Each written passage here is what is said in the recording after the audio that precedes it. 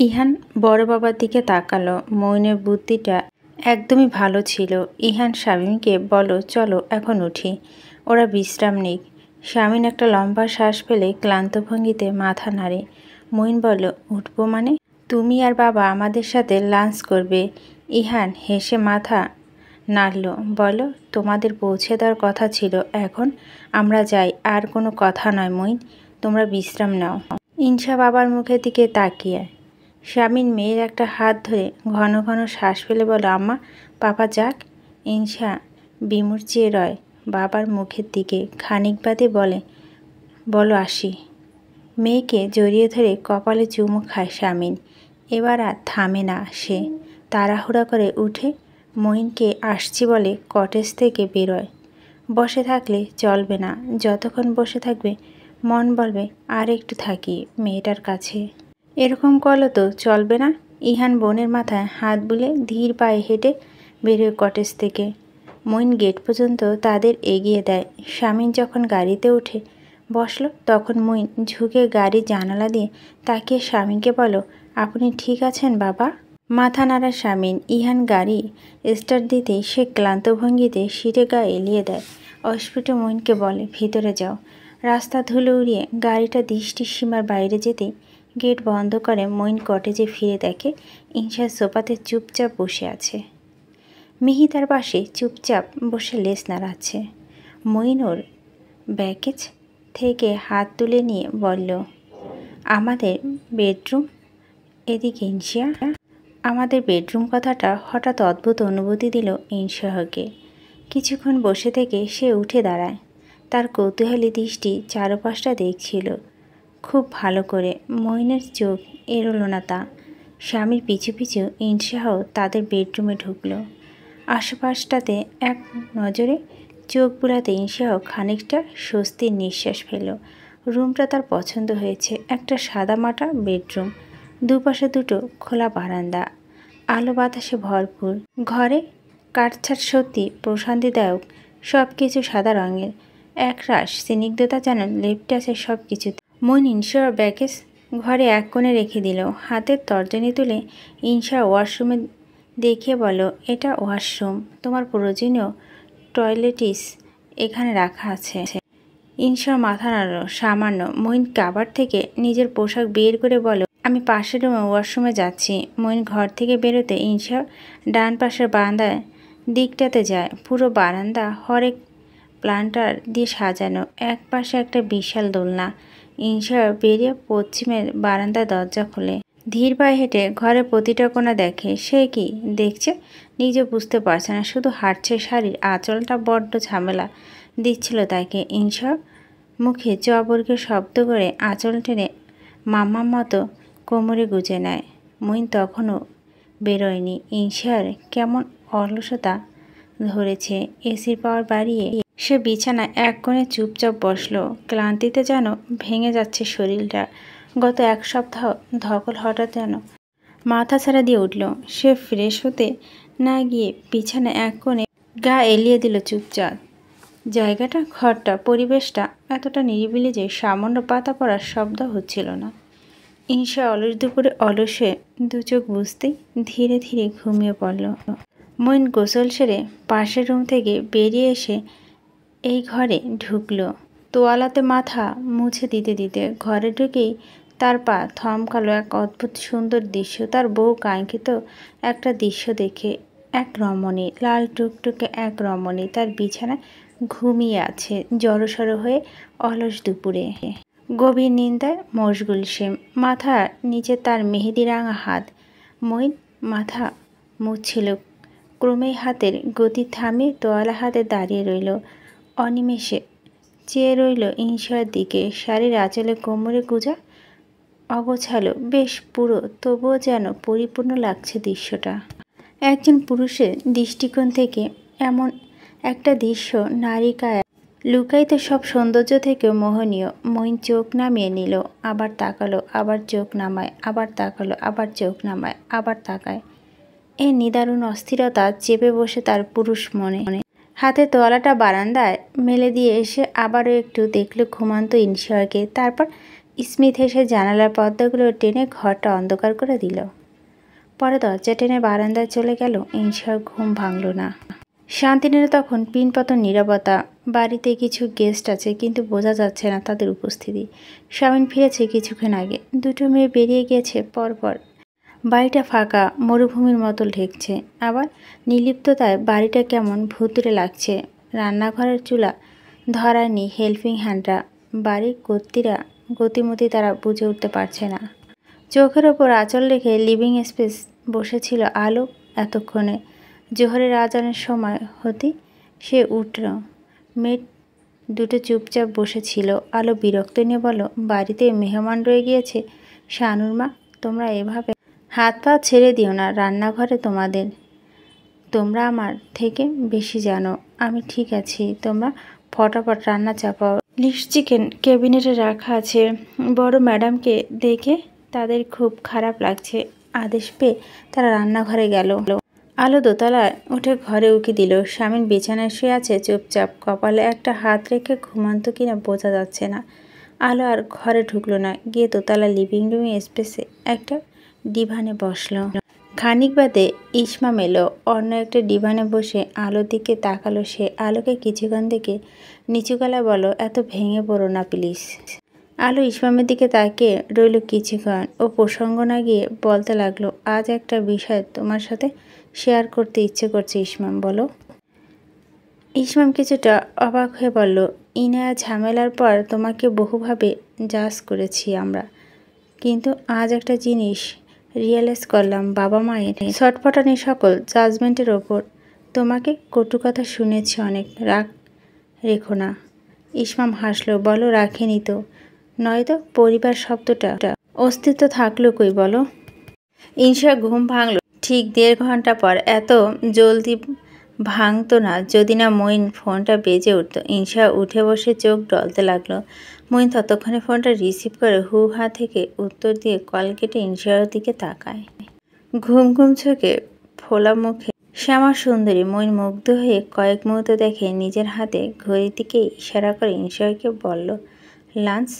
ইনশা বিছানা থেকে নেমে তাড়াহুড়া লাগে তার জামা কাপড় খুঁজতে লাগলো। মোট 4টা ব্যাগ তার। দুটো খুলে তাদের দেখলো দুটো শাড়ি আর শাড়ি। মেজাজটা ভীষণ চটে যায় তার।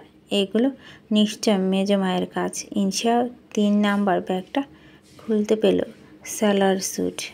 মইন ইনশার অস্থিরতা দেখছে। কিছুটা আন্দাজ করতে পেরে বলল, বাড়িতে একটা ফোন করে দেখো, যেটা খুঁজে পাচ্ছ না সেটা হয়তো অন্য কোথায় রেখেছে।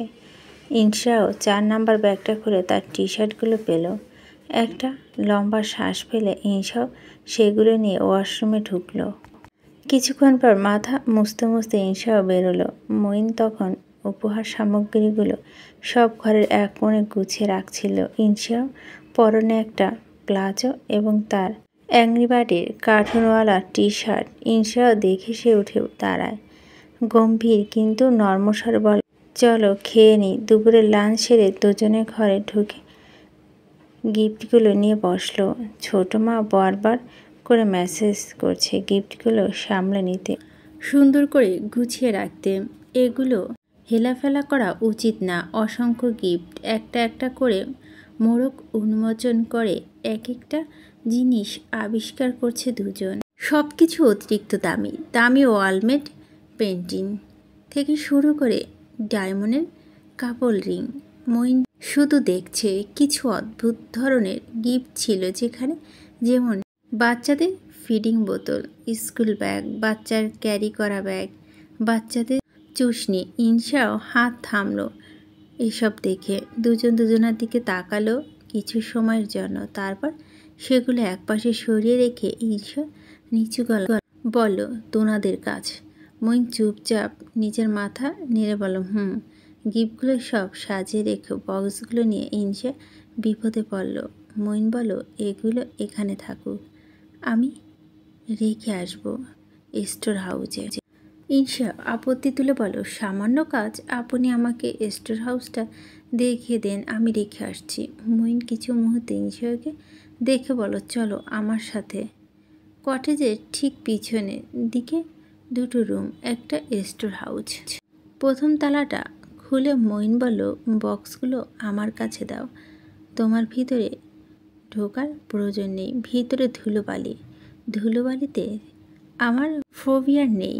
বলেই সে পা রাখলো ভিতরে। মইন মেয়েটির আত্মবিশ্বাসীর কথা ধরন দেখে হাসে। অসংখ্য বক্স বাইরে থেকে এক একটা নিয়ে গুছিয়ে রাখা। এক পর্যায়ে ইনসা নিজের হাতে টান অনুভব করলো। ঘাড় ঘুরে দেখে মইন টেনে তাকে নিজের পিছনে নিয়েছে। ইনসা জিজ্ঞাসা দৃষ্টিতে তাকায়। মইন বলল, ককরোচ।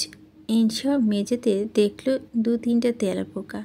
সে তেলাপোকাগুলো চটি জুতো দ্বারা পিষে মইনকে ঠান্ডা গলায় বলল, আমার ককরোচে ফোবিয়াও নেই, আমি এসব ভয় পাই না, এইসব ধরে ধরে ছবি তুলি আমি। বধূ সাহসিকতা দেখে কুপোকাত মইন। এই মার্কাটারি মেয়ের কাছে কখনো তার হিরো হওয়ার সম্ভাবনা নেই, উনি একাই 100।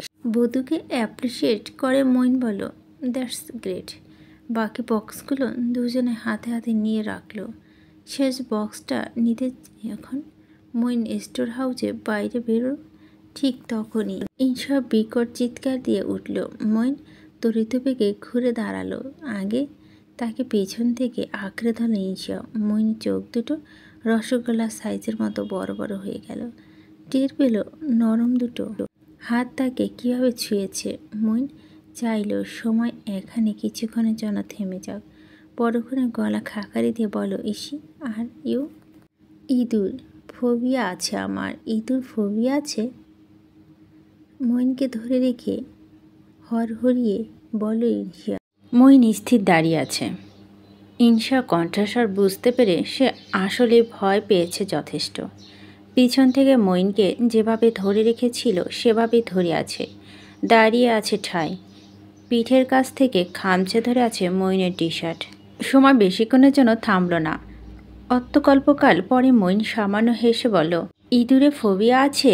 I mean musophobia. That's great too. ইনসা সম্মতি ফিরে পেল ততক্ষণে। মইনকে ছেড়ে কেমন লাফিয়ে পিছনে চলে গিয়ে এক পা।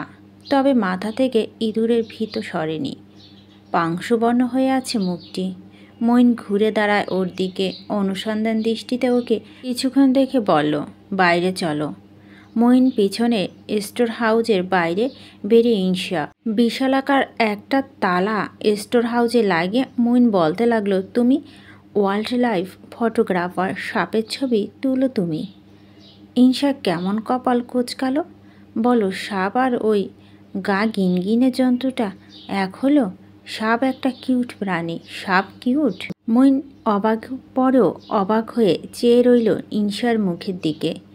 ইনসা হাঁটতে হাঁটতে বলো, of course snake is a colourful creature. দেখতে সুন্দর, আর যাই হোক, দেখলে মনে হয় ওরা গোসল করে রোজ। এই জন্তুটা তো জীবনে পানি ধারে যায় না। ইয়াক। মইনের কদম থামল তার বধূর কথাবার্তা শুনে। ইনসা মইনের সামনে সামনে হাঁটছে। মইন অস্ফুট বিড়বিড় করে বলল, ওমেন। ইনসা পিছনে ফিরল। তৎক্ষণাৎ বলল, কিছু বললেন? দুপাশে না বোধক মাথা ঝাঁকিয়ে মইন বলল, ঠিক, বরং নোংরা এই ইঁদুর। সাপ ভালো, সাপ কিউট, সাপ সুইট। ইনসা দ্রুত হেঁটে কটেজে ফিরছে। মইন হাঁটতে ধীরে ধীরে অস্ফুট স্বরে ইনসাকে উদ্দেশ্য করে বলো, তুমিও কিউট আছো, মারাত্মক কিউট। ইনু শুনতে পেল না মইনের কথাগুলো। বিকেলে মইন কোথাও বেরিয়েছিল। ইনসা গোটা কটেজে ছিল একা। যাওয়ার আগে মইনকে বলে গিয়েছিল যে কোনো প্রয়োজনে কল করে নিতে তাকে। কটেজের সর্বত্র ইনসা অবাধ বিচরণ করতে পারে, চাইলে গার্ডেন অথবা আশেপাশে ঘুরতে পারে। মইন খুব বেশি সময় বাইরে থাকবে না। ইনসা কোথাও বেরোলো না। কিছুক্ষণ অলসে বিছানায় পড়ে থেকে উঠে বসে পাপাকে কল করে। শামিন যেন তার ফোনের অপেক্ষাতেই ছিল। রিসিভ করে একের পর এক প্রশ্ন ছুটতে থাকে মেয়েকে। ইনসা দুপুরে খেয়েছে কিনা, মইন কোথায়, ইনসা মুখটা এমন লাগছে কেন, গায়ের তাপমাত্রা ঠিক আছে কিনা। ইনসা আপ্লুত হলো। ধরা গলায় বলো, পাপা মাত্র 3.5 ঘন্টা হয়েছে আমি এসেছি। শামিন আর কিছু বলে না। মেয়েকে দেখতে থাকে মন ভরে। বাপ বেটি বিরক্ত করতে চলে আসা আলো। আসে ইনশিয়ার চাচা চাচিরা, ফুপা ভাইয়েরা, সেহা মামা মামিরা। এদিকে পাগলামি দেখে ইনশিয়া হাসে। সবার সাথে ভিডিও কলে 1 ঘন্টা আলাপ সেরে ফোন রেখে ইনশিয়া উঠে দাঁড়ায়। মিঠি লেজ নেড়ে নেড়ে ঘরময় খেলছিল। একে দেখে ইনশিয়া হঠাৎ মনে পড়ল ওর খাবারের কথা। কিছুক্ষণ আগে দুধ খেয়েছে সামান্য, এরপর কিছু খায়নি। ইনশিয়াও ফোনটা হাতে তুলে বিনা সংকোচে মইনকে কল করল। মইন ছিল তখন সুপার মার্কেটে। বাড়ির জন্য কিছু গ্রোসারি প্রয়োজনীয় জিনিসপত্র কিনতে গিয়েছিল। ইনশার ফোন পেয়ে তার মুখটা আপনা আপনি হাসে। রিসিভ হতে ওপাশ থেকে ইনশা বলে, মইন, জি আপনি ব্যস্ত? কাদার কানের সাহায্যে ফোনটা চেপে ধরে। দু হাতে দুটো ফ্রিজিং করা বিশাল চিংড়ি মাছ তুলে বিচক্ষণ মানুষের মতো দেখতে দেখতে মইন বলেন, না মোটেও ব্যস্ত না, বলো। মইন, মিঠির ক্যাট ফুড শেষ হয়েছে। আমার মনে ছিল না ও দুধ ছাড়া আর কিছু খায়নি। আপনি একটু নিয়ে আসতে পারবেন? মইন হাসলো অস্পষ্ট। ইনশাকে বলো, পারবো। তোমার কিছু লাগবে? তোমার কিছু লাগবে ভীষণ পরিচিত একটা বাক্য। ইসি মনে পড়ে যায়, পাপা মার্কেটে গেলে মাম্মাকে ঠিক এভাবে বলে, তোমার কিছু লাগবে? ইসি বলো, না লাগবে না ধন্যবাদ, রাখছি। কল কাটতে মইনের পাশ থেকে তার এক বন্ধু বলে, ভাবি চোখ হারাচ্ছিস? হাসলো মইন। বলো না, বাচ্চার জন্য খাবার নিয়ে যাওয়ার তাগিদ দিল। ইনশা তখন ঘরময় পায়চারি করতে লাগলো। কটেজের ডান দিকে দেখেনি সে কখনো। মোটো 3টা বেডরুম, দুটো একটা কটেজ গোছালো সুন্দর। হাঁটতে হাঁটতে গেস্ট রুমের পাশে ঘরটি ইনশা কৌতূহলবশত ঢুকলো। এটা মইনের স্টাডি রুম, সেটা দেখে বোঝা যাচ্ছে। একটা বেড অবশ্য আছে, তবে পুরো ঘরটাকে মনে করছে একটা লাইব্রেরি। কম 500 বই, ঠাসা 3টি সেলফ। ইনশা এগিয়ে গিয়ে সেগুলো ছুঁয়ে ছুঁয়ে দেখল। লোকটা ভীষণ মেধাবী। এই তো বই সে পড়েছে পড়ে, অথচ ইনশা একাডেমির বইয়ের বাইরে হাতে গোনা কয়েকটা বই পড়েছে। ঘরের এক কোণে মইন কম্পিউটার, একটা রকিং চেয়ার আছে। ইনশা শুধু শুধু একটা বই তুলে নিয়ে সেটা নিয়ে বসলো চেয়ারটিতে। এর মাঝ টের পেল তার ফোনে পরপর কয়েকটা বার্তা এসেছে। ফোনটা হাতে তুলে চেক করে দেখতে পায় অনামিকার একটা মেসেজ। তাতে একটা কল রেকর্ড পাঠানো হয়েছে। নিচে লিখে দিয়েছে, এটা একটু শোনিসি। ইনশা রেকর্ডটি শোনার জন্য আঙুল চাপলো ফোনের স্ক্রিনে। সাথে সাথে তার কপাল কুঁচকে যায়। কণ্ঠটি সাগর ভূঁইয়ার কারোর সাথে হাসাহাসি করছিল। 3 মিনিটের 32 সেকেন্ডের রেকর্ডটি এসে শুনল সাগর ভূঁইয়া কাউকে বলছে, আরে ওই স্বামীনের মেয়ে। না না, ওসব নিয়ে মাথা ঘামাচ্ছিস না, আমার ছেলে সামলে নেবে। আমার ছেলে আমার কথা ছাড়া এক পাও নড়ে না। কী বলবে, বিয়ে? হা হা, তাহলে অসুবিধা নেই, চাকরানি বানিয়ে রাখবো। খুব দুর্বল সে আমার ছেলের প্রতি। যথাজ্ঞা বলে জুতা পরিষ্কার করব, সময়ের অপেক্ষা। আমি এসব নিয়ে ভাবছি না, আমি তো দেখতে চাই স্বামীনের রিয়াকশন।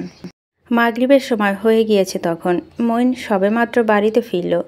গতকালের মতো আজ আকাশে ভীষণ ডাকাডাকি করছিল। সব কিছু কিচেন ক্যাবিনেটের উপর রেখে হাতটা প্রথমে স্যানিটাইজ করলো মইন। আশেপাশে খুঁজলো ইনশাকে। গোটা কটেজে পিনপাতন নিস্তব্ধতা বিরাজমান। ইনশার সারা শব্দ নেই। হঠাৎ মিঠি আওয়াজ পেয়ে মইন তার স্টাডির দিকটাতে যায়। দরজাটা হাট করে খোলা আছে। ভিতরে পা রাখতে মইন দেখল মিঠি মেঝেতে হাঁটছিল, আর তার মা ইনশা জানালার গ্রিল ধরে দাঁড়িয়ে বিষণ্ণতা মুখে শূন্য তাকিয়ে আছে, যেন ডাকলেই সে শুনতে পায় না কাউকে। কিছু কি হয়েছে? হঠাৎ করে কি হয়েছে? মইন বুঝতে পারছে না। সে অনিমেষে চেয়ে থাকে শ্যাম মুখটার দিকে। সে তখনও টের পায়নি মইনের অস্তিত্ব। মুহূর্তে কাটে। মইন এবার বরফ ঠান্ডা গলায় বলো, হাই। ইনশা চমকে উঠে ঘুরে তাকালো। মইন এবার স্পষ্ট দেখল ইনশার ফোলা ফোলা চোখ দুটো যেন কিছুক্ষণ আগে কেঁদেছে। চোখে মুখে কেমন আতঙ্কময় লজ্জা এসে ভর করেছে। মুখভঙ্গি বলে দিচ্ছে, জোর করে চাইল মুখটাকে সহজ করতে। মইন এক দৃষ্টিতে দীর্ঘ সময় ইনশার চোখের দিকে তাকিয়ে থেকে বলল, আপনার জীবনে কি অনেক হতাশা?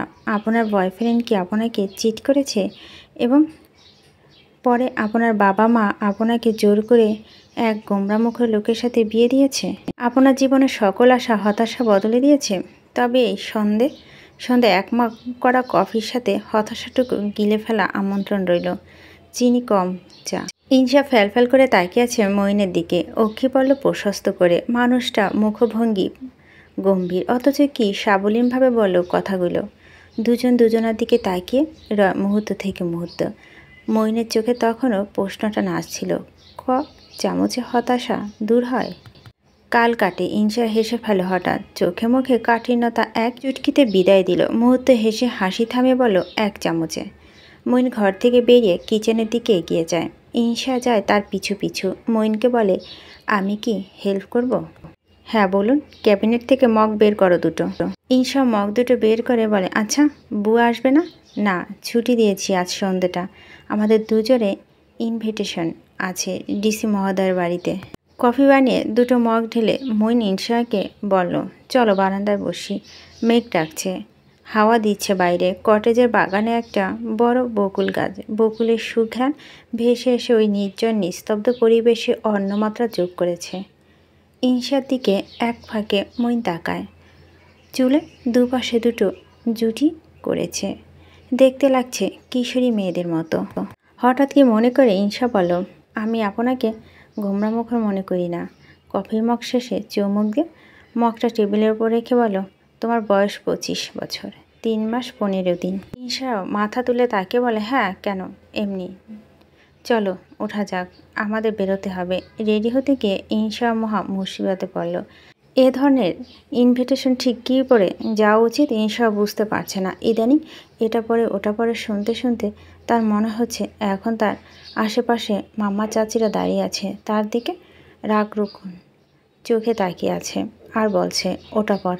শাড়িগুলো দেখে গা শিওরে ওঠে তার। এসব এখন সে পরবে না। না মানে না, যথেষ্ট ভালো মেয়েটি হয়েছে সে আর না। তবে এতটুকু তার হলো, লোকটার সাথে একটা সামাজিক অনুষ্ঠানে গেলে ভূষণে ভাষণে কিঞ্চিত সামাজিকতা বজায় রাখা উচিত।